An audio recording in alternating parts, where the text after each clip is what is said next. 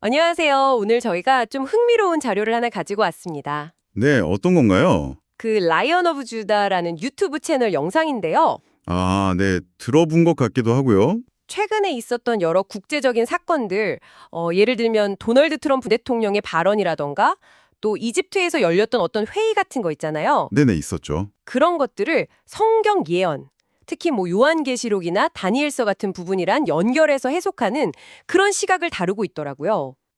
상당히 흥미로운 접근인데요.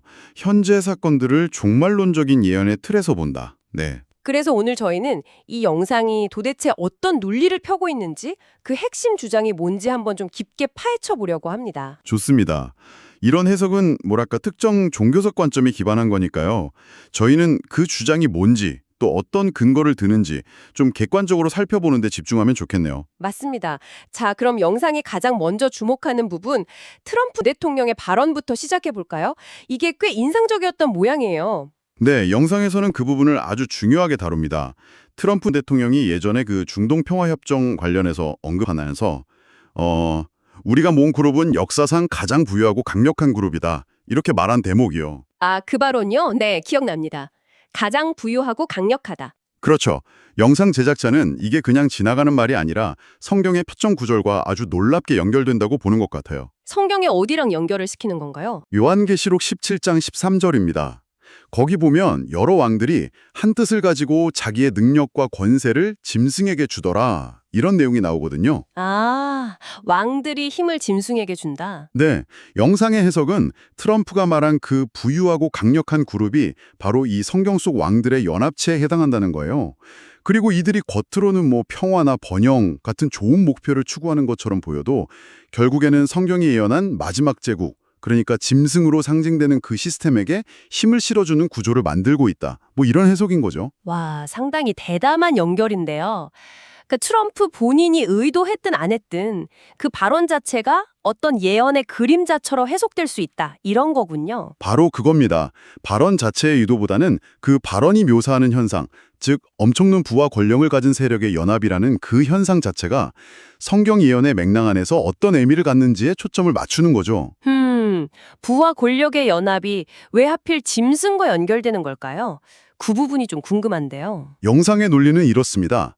요한계시록에서 짐승은 그냥 악당이라기보다는 전 세계를 통제하는 아주 강력한 정치, 경제 시스템을 상징한다는 거예요. 아, 시스템 자체를 말하는 거군요. 네.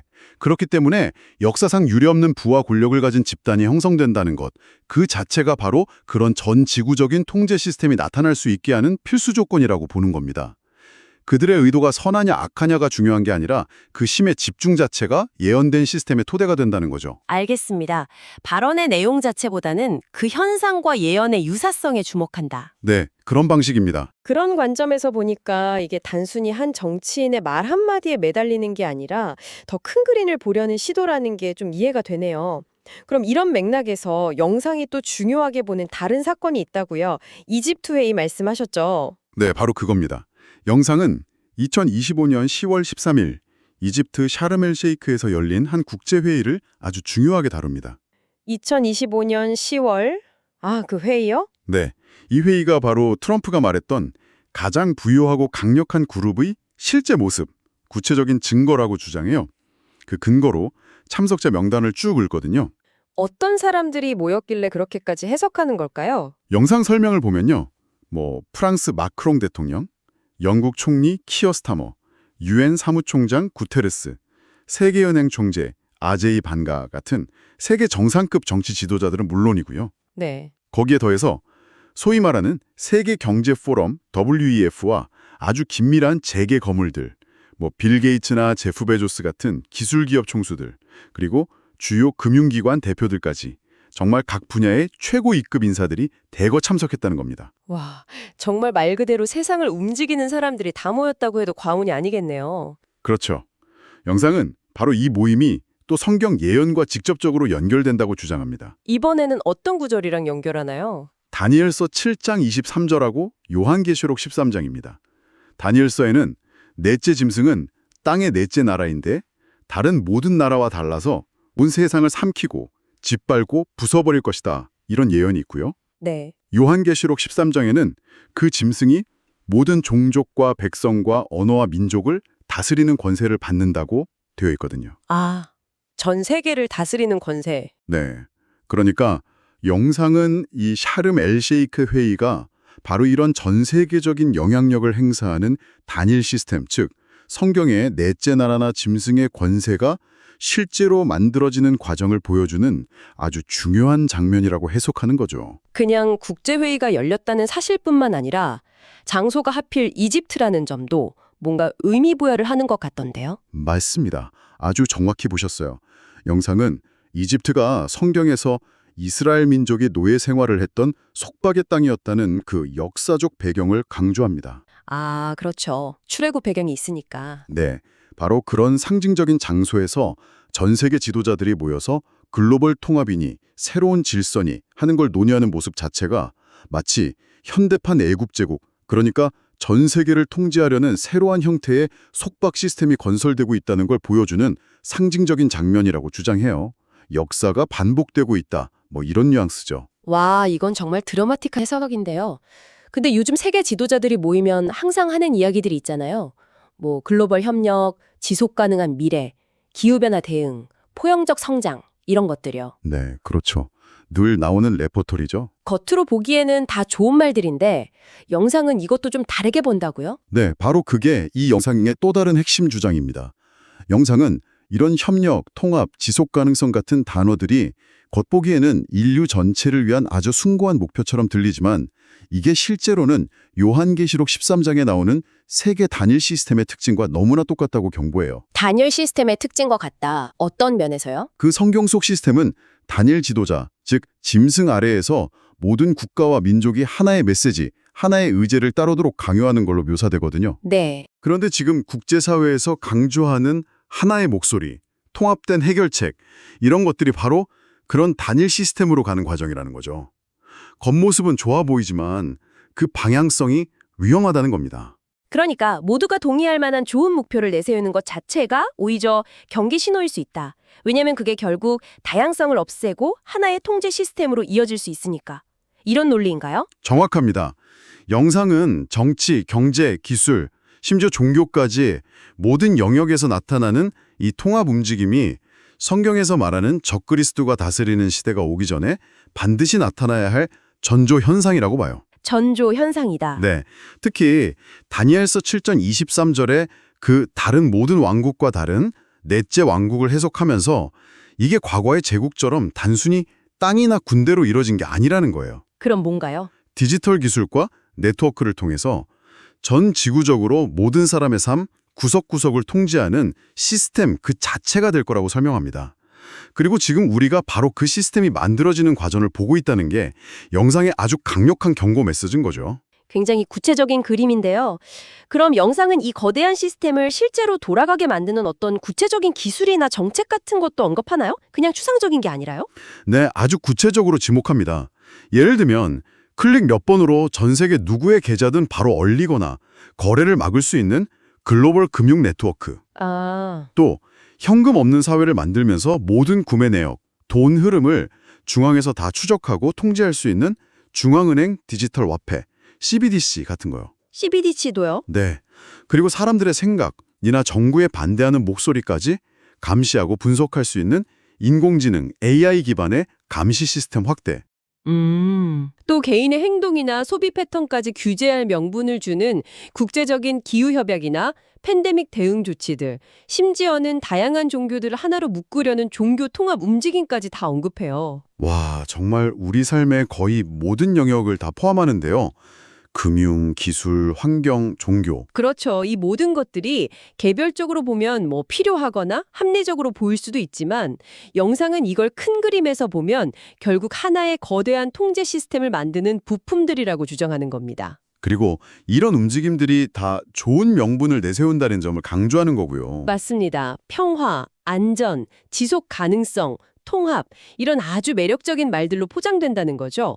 하지만 성경적 관점에서 보면 이게 아주 위험한 기만일 수 있다고 경고합니다. 기만이다. 네, 영상은 그리스도 없는 평화는 가짜 평화다. 성경 진리가 빠진 통합은 속박이다. 하나님 없는 세계 질서는 반역이다. 이렇게 아주 단호하게 이야기해요. 그러니까 인간의 힘만으로 유토피아를 만들려는 시도 자체가 근본적으로 잘못되었다고 보는 거죠. 그러면서 이 모든 현상 뒤에는 단순한 인간의 계획을 넘어서는 어떤 힘이 있다. 이런 주장도 하는 것 같던데요. 에베소서 9절 인용하면서요. 네, 에베소서 6장 12절이죠.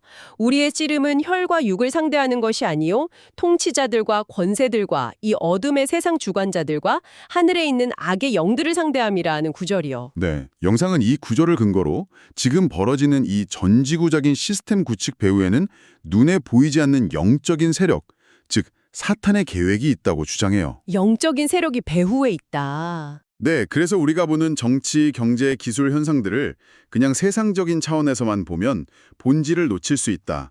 이건 영적인 전쟁의 일부다. 이런 인식을 가져야 한다고 강조합니다. 이게 영상 전체를 꿰뚫는 아주 중요한 시각이죠. 아, 영적인 전쟁이라는 관점까지 더해지니까 훨씬 더 심오하게 느껴지네요. 그럼 영상은 이런 시스템이 완성되기 전에 사람들의 마음을 먼저 얻는 과정이 있을 거라고도 이야기하죠. 요한계시록 13장을 다시 언급하면서요. 맞습니다. 요한계시록 13장에 보면 세상 사람들이 그 짐승의 능력과 권세에 막 감탄하면서 누가 이 짐승과 같으냐, 누가 감히 이와 맞서 싸울 수 있겠느냐 하면서 그를 경배하는 장면이 나오거든요. 네, 그런 장면이 있죠. 영상은 바로 이 부분을 인용하면서 강력한 통제 시스템이 폭력적으로 등장하기 이전에 사람들이 먼저 그 시스템이 가져다줄 편리함, 효율성, 안전함 같은 것에 매료되고 동경하게 되는 단계가 있을 거라고 설명해요. 아, 마치 그 시스템이 모든 문제를 해결해줄 구원자처럼 보이게 된다. 그렇죠. 이게 마치 에덴 동산에서 뱀이 하와를 유혹했던 방식과 비슷하다고도 지적합니다. 뱀의 유혹과요? 어떻게 연결되죠? 뱀이 선악과를 먹으면 눈이 밝아져서 하나님처럼 될 거다 이렇게 달콤한 약속을 했잖아요. 네. 그것처럼 오늘날 제시되는 빈곤 퇴치, 질병 정복, 범죄 없는 사회, 지속 가능한 발전 같은 약속들도 겉보기에는 너무 좋아 보이지만 만약 그 밑바탕에 하나님을 배제하고 인간의 능력과 시스템만 믿으려는 교만이 있다면 결국 파멸로 이끄는 기만일 수 있다는 주장입니다. 핵심은 하나님 없이 우리끼리 할 수 있다는 그 생각 자체가 문제라는 거죠. 그렇군요. 그럼 이런 시대적 흐름 속에서 영상은 우리에게 뭐가 가장 중요하다고 강조하나요? 이런 기만적인 흐름에 어떻게 대처해야 한다고 말하죠? 영상은 딱 한 단어, 분별력이 그 어느 때보다 중요하다고 아주 강하게 이야기합니다. 분별력이요? 네. 그리고 그 분별력의 기준은 세상의 가치관이 아니라 오직 하나님의 말씀, 즉 성경이 되어야 한다고 강조해요. 마태복음 24장 4절에 너희는 속이는 사람들을 조심하여라 하신 예수님 말씀이나 로마서 12장 2절에 여러분은 이 시대의 풍조를 본받지 말고 마음을 새롭게 함으로 변화를 받아서 하나님의 선하시고 기뻐하시고 완전하신 뜻이 무엇인지를 분별하도록 하십시오. 라는 말씀을 인용하면서요. 세상 기준이 아니라 성경 기준으로 분별하라. 구체적으로 어떤 것들을 경계하라는 의미일까요? 예를 들면 진리는 상대적이다. 도덕은 그냥 개인이 선택하는 거다. 모든 종교는 결국 다 똑같다. 구원받는 길은 여러 가지다.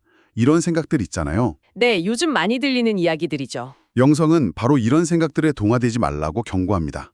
이런 생각들이 결국 하나님의 절대적인 권위와 진리를 약화시키고 사람들이 죄에 대해 무뎌지게 만들어서 결국에는 그 짐승의 시스템을 더 쉽게 받아들이도록 길을 열어준다는 거예요. 아, 대신 성경이 말하는 절대적인 진리, 도덕 기준, 그리고 예수 그리스도를 통한 유일한 구원의 길을 굳게 붙잡아야 한다고 촉구합니다.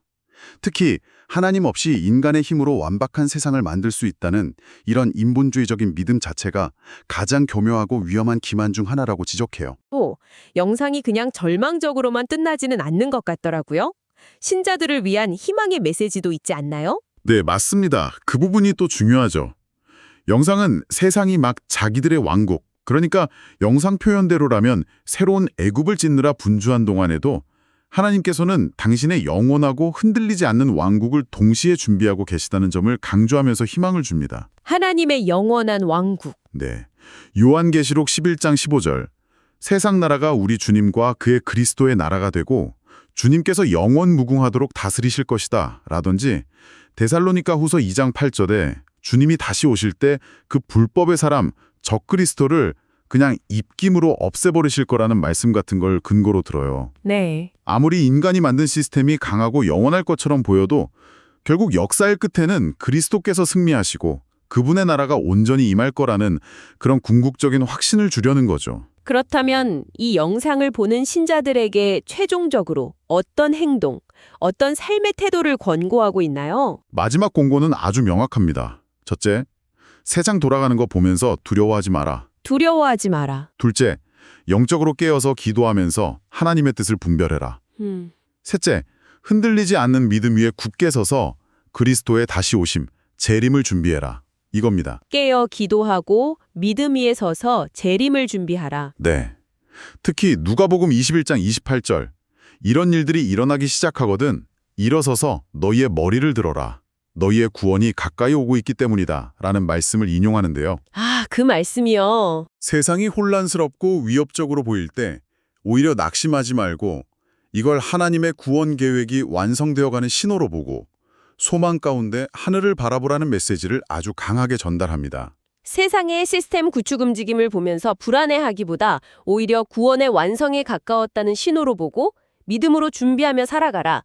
상당히 역설적이면서도 힘을 주는 메시지네요. 네. 영상은 세상이 막 하나의 리더, 하나의 시스템 아래로 통합되려고 발버둥 칠 때 신자들은 이미 유일하고 참된 왕이신 예수 그리스도를 모시고 있고 그분의 보이지 않는 나라에 속해 있다는 사실을 기억해야 한다고 강조해요. 네. 따라서 세상 시스템이나 가치관을 그냥 따라갈 게 아니라 오직 구원자이신 그리스도의 말씀과 가르침을 따라야 한다. 절대 진리는 없다고 외치는 세상 속에서 오히려 주님의 말씀만이 진리입니다. 라고 담대하게 선포하며 살아야 한다. 이것이 영상의 최종적인 결론이라고 할 수 있겠습니다. 오늘 저희는 Lion of Judah라는 유튜브 채널의 영상을 통해서 현재 벌어지고 있는 다양한 국제 정세와 사건들을 성경 예언이라는 아주 독특한 렌즈로 해석하는 관점을 깊이 있게 살펴봤습니다. 네, 트럼프 대통령의 발언부터 시작해서 이집트 샤르멜 셰이크 회의, 그리고 전 세계적인 통합과 기술 발전의 흐름까지 이 모든 것들이 성경에 예언된 마지막 제국 또는 신세계 질서의 등장과 연결될 수 있다는 주장이었죠. 네. 이 영상은 분명 특정 신념 체계와 해석의 틀을 가지고 우리 주변의 복잡하고 때로는 혼란스러워 보이는 세상의 흐름 속에서 어떤 일관된 의미와 방향성을 찾아내려는 시도라고 볼 수 있겠습니다. 네. 국제협력이라든지 기술 발전, 글로벌 거버넌스 같은 개념들에 대해 어떤 새로운 질문을 던지는지 한번 생각해 보시면 좋을 것 같아요. 아, 좋은 질문이네요. 예를 들면 지속 가능한 발전이라는 목표를 추구하는 것이 왜 어떤 사람들에게는 너무나 당연하고 긍정적인 노력으로 보이지만 또 이 영상 같은 관점에서는 경계해야 할 대상이 될 수 있는지, 그 인식의 차이는 도대체 어디서 오는 걸까? 이런 고민을 해볼 수 있겠죠. 네, 맞습니다.